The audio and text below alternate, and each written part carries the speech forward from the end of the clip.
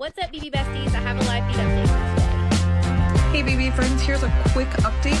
Welcome to the Girl Gab podcast. Join your hosts, Allie and Nikki, as they break down the latest in pop culture, TV, and whatever else they feel like gabbing about. Girl Gab starts now. Hey everyone, welcome back to another episode of Girl Gab. It's Nikki. I'm here today writing solo. Allie is not feeling well, so she's not able to record this week. So we're just going to do an episode with just me today, just talking through a few things. Probably won't be as long as last week's episode was, but we'll just see how it goes. But wishing Allie all the best and hope she feels better soon. I just want to start today's episode by thanking everyone that tuned in last week, and hopefully y'all are back this week as well and you'll stick with us for the long haul. I know Allie and I have kind of kept in touch this week about feedback that we've been getting on the podcast. Everyone has been so kind, whether it was on the actual podcast platforms, YouTube, or even if it's someone that knows us personally and has reached out to us. We're really appreciative of everyone's positive feedback, and just feel free to share this with any friends that you think may enjoy the show. But yeah, just wanted to take the time to say thank you to everyone for all the support and the positivity. Let's jump into today's episode. I have a few different things that I want to talk about today. So when you guys are hearing this episode, it is going to be the week going into Super Bowl week. So we're going to have a quick chat for all the sports Girl Gab listeners, if there's any of you out there. I am from somewhere near the Kansas City area. So I'm excited to see the Chiefs back at the Super Bowl. If they win, it'll be, historical and all of those different kinds of things. So that's a really exciting time. I have to be honest, going into the championship weekend, I was kind of up in the air on how I felt about all the four teams. As a Chiefs fan, wanted the Chiefs to obviously make the Super Bowl again, but I have to be honest that I do really love Josh Allen on the Bills, and so I am sad for him that he came up short again this season. Hopefully he gets his chance to make a Super Bowl win, sometime soon. On the other side, I was like really indifferent on how I felt about the Eagles making it to the Super Bowl, which they did. I feel kind of bad for Jason Kelsey. I know that the year that he retired, the team was not that great. They didn't make a far run or anything like that. And so then seeing his team make it the year after he retires, and not only that, but going up against the Chiefs again, I just felt kind of bad for him. I did listen to New Heights this week, and he seems to be in good spirits and different things like that. Doesn't really seem to be affecting him to the point where we can tell it is. So that's good. But yeah, that was just kind of my thoughts on it.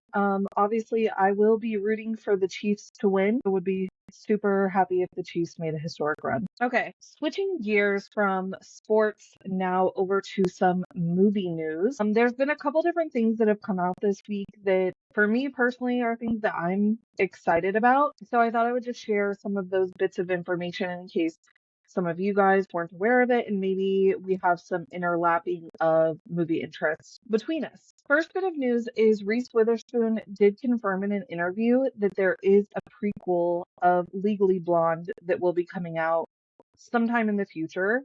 She said that the movie is called Elle, and it is going to be following Elle in her teenage years. So I'm just really excited for that. I absolutely love the Legally Blonde movies so much. They are iconic. And I think that seeing like a teenage prequel version sounds really interesting. Hopefully they do it justice, and I think it would also be cool if somehow they worked in a Reese Witherspoon and Jennifer Coolidge kind of like cameo appearance or something like that. I think that would be fun. Second bit of movie news is about Scream. I absolutely love the Scream franchise so freaking much, y'all. It is probably the only kind of movie franchise that I really follow like news and updates about, which I don't know, people might think is weird. You can find me in a Scream shirt. I'm actually wearing one today. You can't really see with the camera, but I wear my Scream stuff all year round. It's not just a Halloween thing for me. Love the movie franchise, and we did get some news about the new movie that's coming out in 2026. With the newer Scream movies, it was following the sisters rather than following Sydney and her friends. Due to decisions made by the production company that has it now, Janet Ortega decided to leave and Melissa Barrera was let go from the movie. And those things happened in reverse order. Once Melissa was let go from the movie, Janet Ortega decided to also exit to stand with Melissa Barrera. So obviously, no clue how the storyline of this movie is going to go. In the most recently released movie, Neve Campbell, who plays Sydney Prescott, was not even in that movie. Like, they would mention her and different things like that, but she was not in that movie at all. She is back for this new one, and we found out this week that Matthew Lillard, who plays Stu, and Jason Foley, that played Roman in Scream 3, he will also be back. So we've got a lot of old characters coming back. I do think that obviously Roman is going to be very similar appearance to the Skeet appearance, but I'm not sure how that's going to like play in. If you're unfamiliar, Skeet was like a ghostly figure because obviously he died in Scream 1. Same with Roman. He died in Scream 3, so obviously he is not going to be alive. So I don't know if it's going to be some kind of flashbacks or what the case is going to be there. I'm really excited for Stu in his character because I think what's interesting about him coming back compared to the rest is even though he was one of the killers in Scream 1, we did not see him die on screen. So there is a chance or a possibility that he is not playing a ghostly figure. He could be back as an actual, part of the movie. I don't know. I don't know. So, but either way, interesting, excited to see how they kind of like keep this story going since we really have no idea what the storyline is going to be now. But I am excited that it seems we're going to have a lot of the original characters back. Curious to see if Hayden Panettiere is going to be back. I have always been of the opinion that something I would like to see as a wrap up to this whole movie franchise is for Sydney to turn dark. And so I would be interested in seeing that in this movie. I don't know if there's any more movies planned after this one or if this is supposed to be the final one. Unsure about that, but that's just a little Scream update for anyone else that may be a Scream fanatic like myself. Okay, last bit of pop culture related news before we jump into the Traitors is the Grammys. So at the time of me recording this, it is Saturday night. So the Grammys are tomorrow. But when you hear this, the Grammys are already going to be done.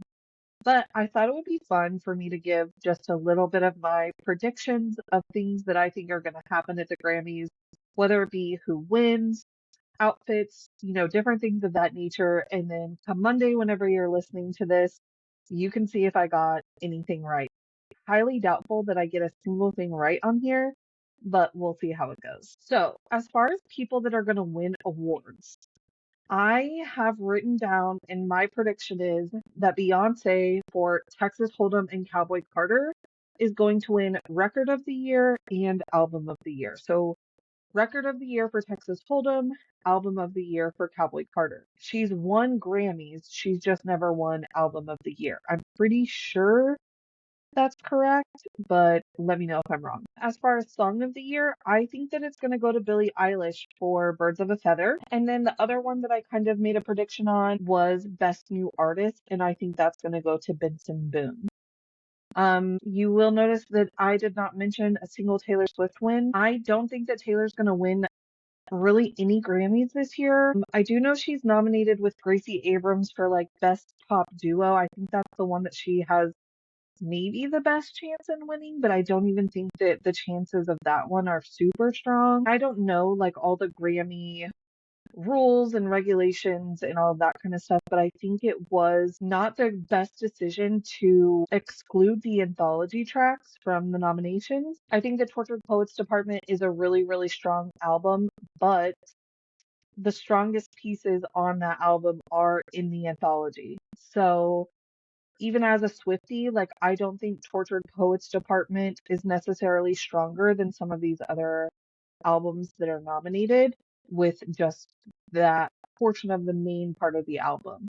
So I do not think that Tay is going to win any Grammys this year, but hopeful for some new music so that she can win, something else next year. But I would be pleasantly surprised if I'm wrong. You never freaking know about these things. So We do know that Taylor's going to be a presenter at the Grammys. And I think I also saw something about her and Gracie performing Us at the Grammys as well. So we're definitely going to see her. She'll be on, we'll see if she walks the red carpet and all those kinds of things. But I know there's a lot of Swifties that are going to be clowning. Taylor Nation come tomorrow will probably post something that will make people clown even more.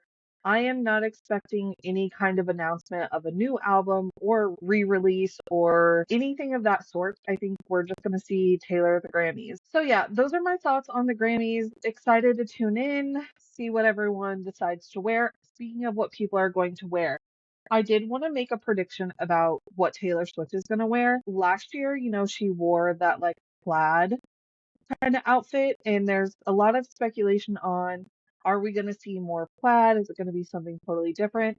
I think that she's definitely going to wear something that's going to cause a lot of speculation and clowning about an upcoming announcement for either rep or debut or debutation together. I don't necessarily think it's going to be plaid because I feel like plaid is for something new.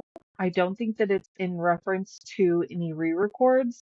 So I think that we'll see some form of teal, green, black, whatever, like a debutation kind of look. That's what I think. But anyway, so that's my thoughts on the Grammys, things I'm looking forward to, things I'm going to be watching for. And I don't know if we'll kind of touch on it again next week or not when Allie is back, but we'll kind of just see how it goes and see if anything exciting happens. So there's that. Okay, let's talk about the Traitors. Honestly, I have to be like fully transparent here. I was kind of expecting a little bit more from this episode. We left off on such a tense, like incoming turret that I was really expecting like way more fireworks than what we had. I'm not saying it was a bad episode by any means. There were fireworks, but I guess I should say more. I was expecting more fireworks between the Traitors specifically, and not necessarily between like Traitors and other people in the house. So that at first was kind of disappointing, but it did end up being an overall good episode. Again, I will stand by this statement that even though these Traitors this season are absolutely terrible, it is making for excellent TV. This season is extremely entertaining. And I even know of several people personally that have just started watching Traitors this year because of everyone talking about it so much, and they are loving it. So it's drawing in a lot of new people as well, which is all you can ask for from one of your favorite TV shows. You always want to see them grow because that typically means they're going to stick around.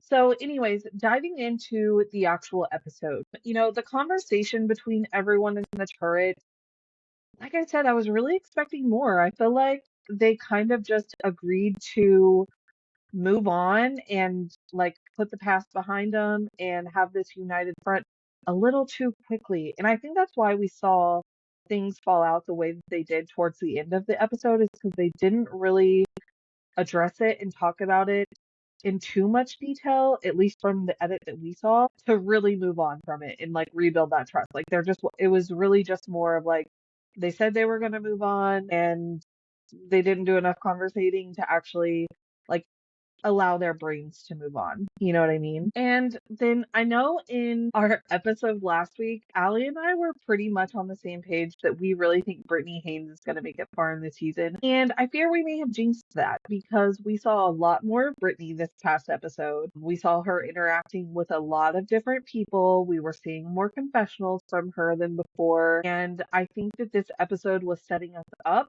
for a Brittany exit of some sort. I definitely think that it's going to be okay. In my mind, number one, before I even jump into this, I am and will continue to be a Derek Levasseur hater. And the fact that he's going to target Brittany, while it is valid, I will at least admit that I understand the logic, and she did paint herself in a bad light when it comes to Derek. He's also just an idiot, and I can't stand him. I think that in my mind, what makes the most sense is for Brittany's exit to be a banishment at the round table at the hands of Derek, right? That makes the most sense because of how the episode kind of left off. We saw Derek already planting the seed with a lot of people. He even told Brittany straight up, like, I think you're a traitor, all those different kinds of things, right?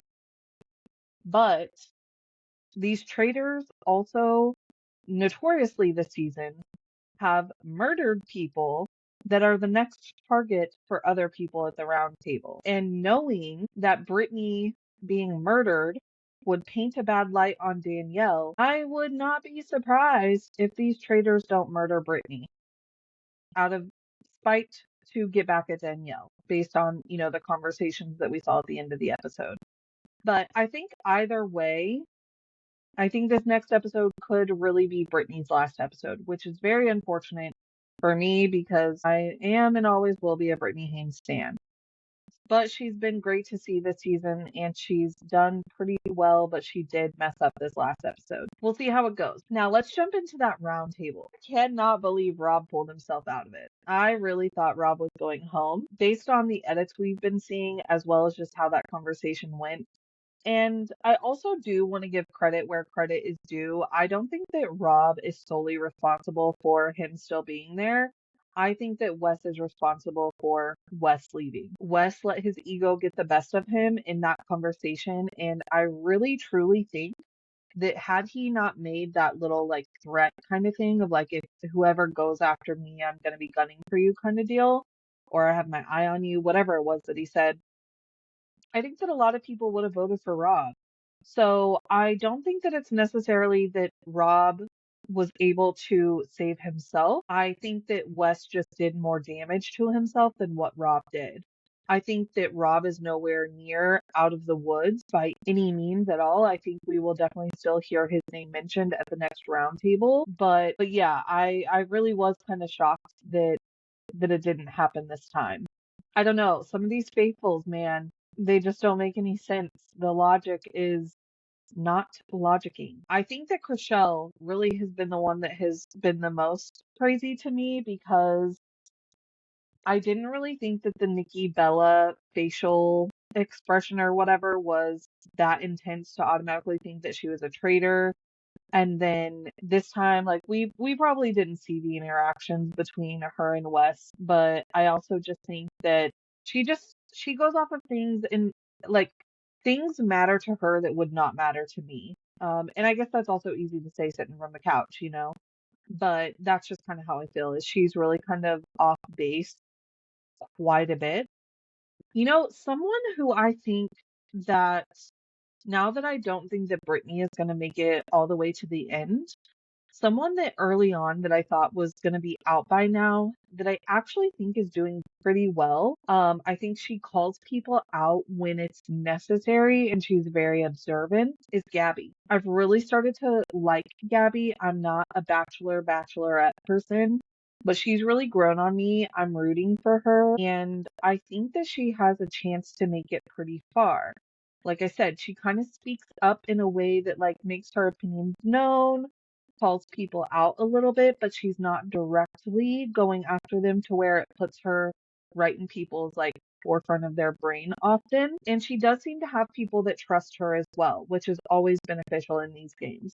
So I think that Gabby has a good shot of going rather far in the game, but we'll see how it all plays out. Okay, now moving on to the final turret of the episode. I have to be honest here, I was really kind of annoyed with Carolyn with this whole situation. And I mean, in retrospect, I get it. Like I just said at the beginning of talking about all of the traitor stuff, clearly the traitors should have had more conversations in that first turret about everything that had happened prior with the whole Danielle Carolyn situation, the Rob situation. Like they just needed to have a better conversation about it to really clear the air a little bit more. But I was annoyed that Carolyn said in the turret she was going to move on. They were all going to have this united front. And then rather than moving on, she just tried to dig deeper. And like Danielle said, Danielle didn't go around saying her name anymore. All of those people talking to Carolyn about Danielle saying her name were from the times that Carolyn was already very aware of. Danielle had already admitted and told her about it. So to make a huge big stink about it just seems kind of ridiculous to me. I don't know. But what I will say that's a little bit in Carolyn's defense, Danielle had also said that like not only was she not going to say Carolyn's name anymore, but she was going to like spin that day to turn it around to where people weren't looking at Carolyn anymore. She was going to do damage control. And we didn't really see Danielle doing that either. She just didn't talk about her anymore, but she also didn't try and like change what her previous opinion that she had shared was. So I don't know. It's all just a mess. The traitors are an absolute mess. Like that view of Rob when like his facial expression after Carolyn said, we're just gonna have to go after Danielle is me every time they're in the turret. Like, just gobsmacked. What are they doing? There is no logic at all, and I need them to figure it out and get it together. ASAP. I really do think, though, that Carolyn bringing Danielle's name up at the round table definitely put some more, like, antennas up for people when it comes to Danielle. And I actually think that from what I've seen or what I feel, is that Carolyn has stronger relationships in the house than Danielle does. I think that Derek trusts Danielle, but that's like the only person that fully trusts her, I feel like. I think we even saw Dylan kind of starting to question that trust a little bit in this, these last couple episodes. So I really do think that Carolyn has stronger relationships in the house than what Danielle does. So when it comes to Danielle versus Carolyn, I think that Carolyn is probably going to take the W. But I guess we'll just have to see how it all plays out. But all in all, it was another good Traitors episode. I'm really excited for this next episode to see how this whole Carolyn Danielle situation either plays out or comes to an end, whatever the case may be. So I think that's really all I have for today's episode. Allie will be back next week. And next week, we're going to be talking about the Love is Blind cast as well as the Survivor cast that was announced this week. So make sure you tune in for that. We'll also obviously be talking about the Traitors, but we're excited to kick off Love is Blind coverage in just a couple of weeks. If you're watching on YouTube, please make sure you're subscribed and like this video, leave a comment, let us know what you thought. If you're listening on any of the podcast platforms, we would greatly appreciate any comments, reviews, all of those different kinds of things. And don't forget to follow us on socials. My username on TikTok is at bookishtv.nicklin10 and Allie's is at reality_Allie on TikTok. We love engaging with our community and just talking about all these different reality TV shows. So if you're not someone that's part of our little reality TV circle of the internet yet, feel free to join us over on TikTok while we still have it. Thank you so much for tuning in, and we'll be back next week for more. Bye.